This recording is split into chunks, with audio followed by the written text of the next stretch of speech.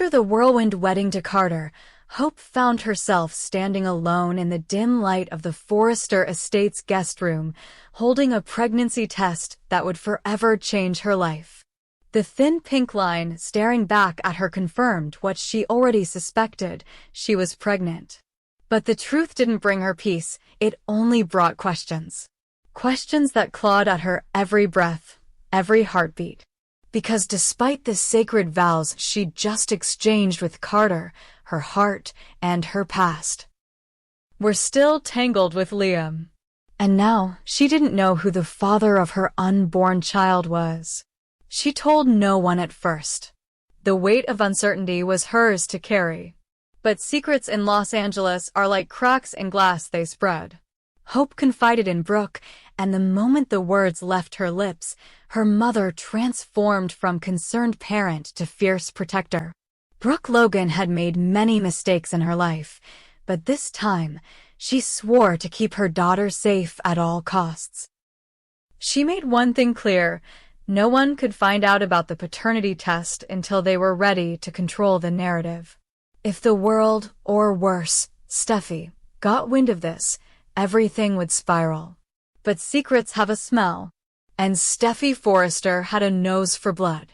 Already pregnant with her second child with Finn, she had her own kingdom to defend. The Forrester name, the legacy of her bloodline, and most of all, the future of her children. When whispers of Hope's pregnancy reached her ears, she didn't hesitate. She launched into action, not with gossip, but with strategy. Steffi knew that if the child Hope carried was Liam's, it could disrupt the fragile peace between their families. So she began gathering information, piecing together timelines, analyzing every moment Liam had been alone with Hope in the weeks before her marriage. Meanwhile, Carter, sweet, steady Carter, was living in a state of blissful ignorance. He believed he'd finally gotten the chance to be the man who saved Hope from heartbreak, who gave her stability and respect. But the truth hovered like a storm cloud just beyond his vision. And Hope, torn between guilt and fear, couldn't bring herself to shatter his illusion, not yet. She clung to the possibility that Carter might be the father, that she could build a new life and erase the past. But the shadow of Liam loomed too large. Liam, for his part, was reeling. He had tried to move on, to let Hope go, but the bond between them was like gravity. Every time he looked into her eyes, he saw the life they might have had. And when he heard about her sudden marriage to Carter, something inside him snapped. He needed answers. He needed to know if she had truly let him go, or if there was still a chance, buried beneath the lies. But it wasn't just about love anymore. It was about power. When Steffi confirmed that Hope's baby might be Liam's, she saw an opportunity. If Liam had another child with Hope, that child would be a Spencer, for better or worse. And Steffi knew Bill Spencer would stop at nothing to bring any grandchild into his orbit. She went to Bill directly, laying out the implications like chess pieces on a board. If they played it right, if they acted now, they could ensure that the Spencer legacy remained dominant, that no one, especially Brooke, could manipulate the narrative. Bill didn't need convincing. He assembled his legal team within hours. Ridge caught wind of it soon after. He confronted Steffi, demanding to know what war she was about to start, but she didn't flinch. This was about family, about the next generation. And Ridge, despite his resistance to Bill's involvement, couldn't deny the truth. The Forrester legacy was also at stake. The battle lines were drawn, not with fists or slaps, but with subpoenas and court dates. Then came the nuclear moment, the paternity test. Brooke pushed for a discreet, private test, far from the prying eyes of the press and the family lawyers. But someone leaked the test request. Suddenly, every outlet in Los Angeles was speculating about Hope Logan's unborn child, about Liam's tangled history, about Carter's apparent betrayal. The scandal was too big to contain. The court intervened before the test could be conducted. A judge issued a preliminary injunction. No test, no custody changes, no press statements until a formal custody hearing could be held. That hearing would decide not only who had the right to know the paternity of Hope's baby, but who would gain custody if it were Liam's. The stakes soared higher. Inside the courtroom, everything cracked. Hope was forced to testify. Her voice trembled as she admitted she did not know who the father was. Carter's heart shattered in real time as he sat across from her.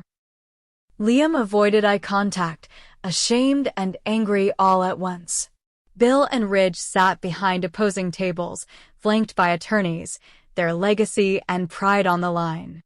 Brooke tried to shield her daughter from the legal bloodbath, but even she could not block every blow. Then Steffi took the stand. Her testimony was a calculated masterclass. She spoke of stability, family structure, and emotional health. She portrayed herself and Finn as paragons of modern parenting and subtly cast doubt on Hope's ability to maintain emotional boundaries. She brought up the history, Hope and Liam's constant push and pull, the roller coaster that had defined their relationship for years. It was brutal, but it was effective. Outside the courtroom, the battle bled into every home and office. Forrester Creations became a war zone. Ridge clashed with Brooke in front of the entire board, while Thomas, caught between loyalty to his sister and love for Hope, spiraled. Even Finn began to question where his place truly was in all of this. His bond with Steffi, once so solid, began to crack under the weight of manipulation and secrets. And through it all, Hope's pregnancy advanced, the growing life inside her oblivious to the chaos outside the womb. The judge eventually ordered a court-supervised paternity test. The results would be sealed and shared only with the parents. But before they could be delivered, the envelope disappeared. Gone. Stolen. Suspicion swirled like smoke. Brooke accused Steffi. Steffi blamed Thomas. Liam blamed Bill. And Carter, tired, betrayed, devastated, walked away from them all. As the court braced for a second hearing, rumors flew that someone inside the courthouse had been bribed. Bill denied it. Ridge refused to even acknowledge it. But the truth was murky, and in Los Angeles, the line between justice and revenge is thin. Then, shockingly, the results were leaked by Thomas. Unable to keep the secret any longer, he revealed what the test confirmed. The baby was Liam's. The fallout was nuclear. Carter left Hope for good. Liam, stunned, found himself suddenly thrust into the position of a future father again. Steffi fumed, but the revelation changed her approach. She wasn't just protecting her own children now. She was going to fight for Liam's newest child too. Not out of love for Hope, but because she believed Liam's children needed to be raised together. And if Hope couldn't provide stability, Steffi would. Brooke doubled down, filing emergency motions to bar Steffi from any say in the baby's life. But Steffi countered with a custody suit of her own, joint custody for Liam and herself, cutting Hope out. She argued that the emotional trauma, the indecisiveness, the instability of Hope's relationships made her unfit. The judge didn't throw it out. The trial became a media circus. Public opinion split. Social media exploded with hashtags, #TeamHope, #SteffiStrong, #Liam the Father. Anonymous sources leaked photos, videos, texts. It wasn't just a custody battle anymore.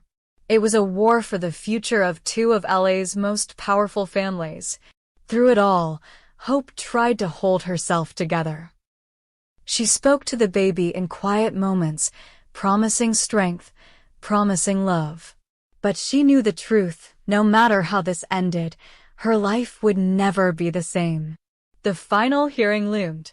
And everyone, Ridge, Bill, Brooke, Steffi, Liam, Carter, and Hope, knew that when the gavel fell, the world as they knew it would shatter. But in Los Angeles, nothing ever ends. Not really. After the blow to his head, a fall no one saw, a moment lost in the silence of his own mind, Thomas Forrester vanished. 1 second he was in the Forrester Creations design room sketching out silhouettes, and the next he was gone, taking Douglas with him. No note, no message, no warning. The entire family was thrown into chaos. Ridge was out of town on a business trip. Steffi, pregnant and overwhelmed, couldn't handle the unfolding storm. It was Hope who sounded the alarm first, realizing Douglas hadn't returned from what was supposed to be a weekend with his father. Carter confirmed Thomas had cleared his schedule. No one had seen them. No one knew where they were. The police were called, but the case stalled. There were no leads. It was as if Thomas had vanished off the grid. But Hope knew better. She felt it. This wasn't just Thomas running away. Something was wrong. Deeply, frighteningly wrong. What no one realized was that Thomas had suffered a traumatic brain injury during the fall. But instead of seeking help, his mind fractured. Hallucinations. Delusions. He became convinced that Douglas was in danger, that the world around him was conspiring to tear them apart. So he did what he thought was the only option. He fled. He found refuge in an abandoned design warehouse in the outskirts of the valley. It was a place once used by Forrester Creations decades ago, now a skeleton of its former self. Dust-covered mannequins, shattered mirrors, moth-eaten fabric rolls, the perfect hiding place for a man unraveling at the seams. In that forgotten place, Thomas built a world of illusion. He dressed Douglas like a model in his old collections, constructed paper crowns and capes, whispering stories of betrayal and monsters.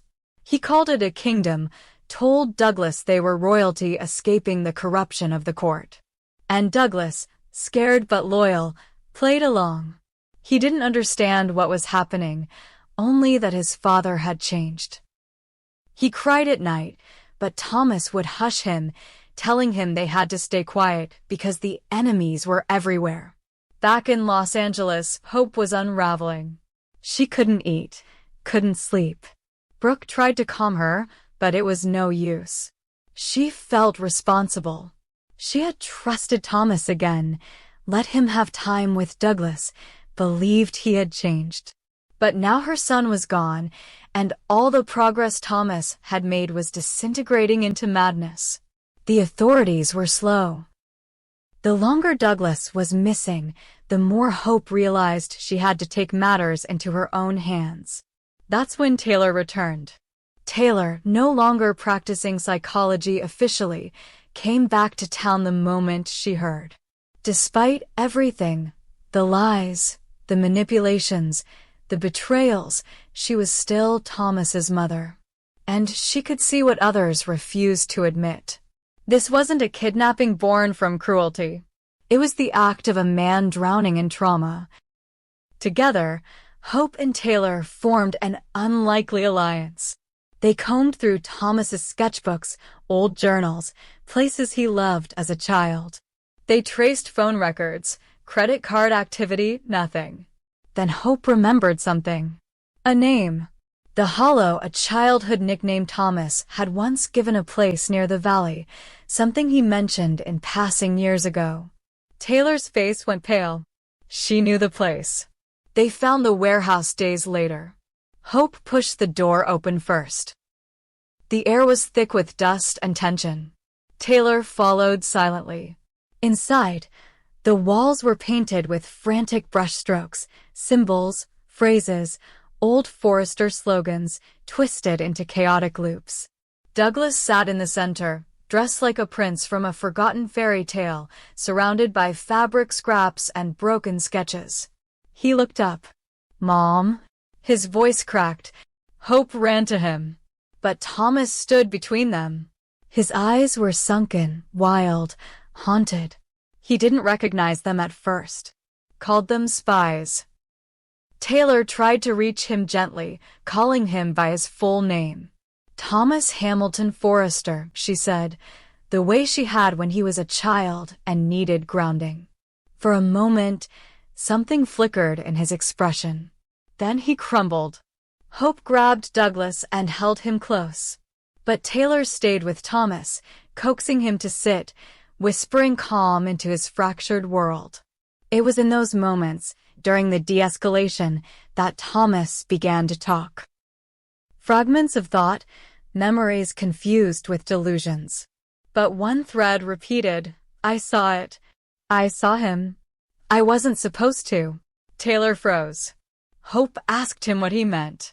Thomas clutched a piece of torn fabric, then pointed to an old Forrester logo scrawled on the wall. The fire. The blood. The man with the scissors. I saw it. His voice was hollow. Back in Los Angeles, under medical supervision and beginning treatment, Thomas began to remember clearly. Slowly, with therapy and Taylor's support, he opened up about what had haunted him since childhood. He had witnessed something, an incident buried deep beneath years of repression. It wasn't just trauma. It was a secret. One that could destroy everything. When he was 9 years old, Thomas had wandered into the original Forrester warehouse after hours. He'd been hiding from a thunderstorm. That's when he saw it. A man, someone connected to the family, someone powerful, arguing with a woman. The fight escalated. There were screams. Then silence. The woman collapsed. The man panicked. Thomas watched from behind a bolt of fabric, paralyzed with fear. He never told anyone, not even Taylor. And over time, his mind pushed it down, twisted it into nightmare fuel. But it was real. And now, as the memories returned, so did the danger. The man in his vision? None other than Massimo Marone, a name long buried, a ghost in Forrester lore. Ridge's biological father. The incident Thomas had witnessed was never reported. The woman, an aspiring designer, had simply disappeared. Officially, she'd moved away. Unofficially, the truth had been bought and buried. The Forrester name had been preserved. But the cost had been Thomas's sanity. Taylor confronted Ridge. At first, he denied everything. Then he broke. He had known. Not the full extent, not that Thomas had seen it, but enough. Massimo had confessed to Ridge in secret on his deathbed. Ridge had paid off the family, sealed the police files, and swore to take the truth to his grave. He never expected it to resurface. But now it had, and the weight of it was crushing. Hope wanted justice. Brooke demanded a press conference. But Taylor pleaded for silence, arguing that exposing it now would only destroy what was left of Thomas's recovery. Ridge refused to let the Forrester name be dragged through the mud. Battle lines were drawn. Even Eric was caught in the middle. Disgusted, ashamed, but unwilling to see the company fall apart. Douglas, now safe, began to show signs of trauma. He refused to talk about the warehouse. Refused to see Thomas. Hope enrolled him in therapy. She tried to be strong. But part of her still ached for the man Thomas could have been. For the father Douglas had almost lost forever. As the family fractured, the press caught wind of rumors. Whispers of an old scandal. A missing designer. A cover-up. Paparazzi swarmed the Forrester building. Sales plummeted. Investors backed out. The board demanded answers.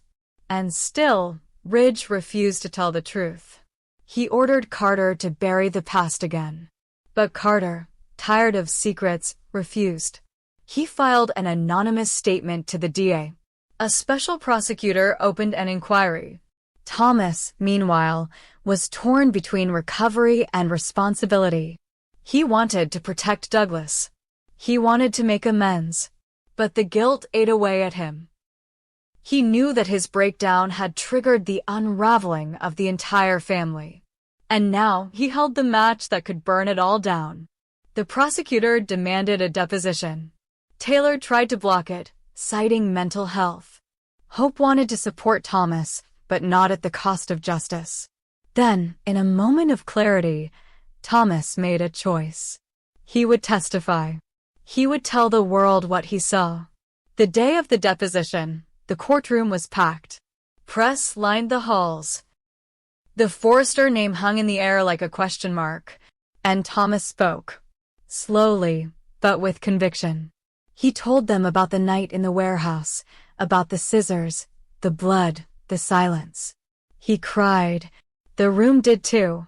And when he finished, the judge ordered a full investigation into the death of the missing designer.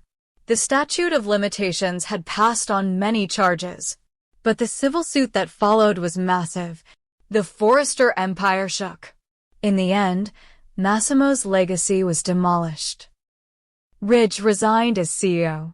Eric handed the reins to Steffi, hoping the next generation could rebuild. Brooke demanded accountability, but stepped away from the public fight. Hope focused on Douglas.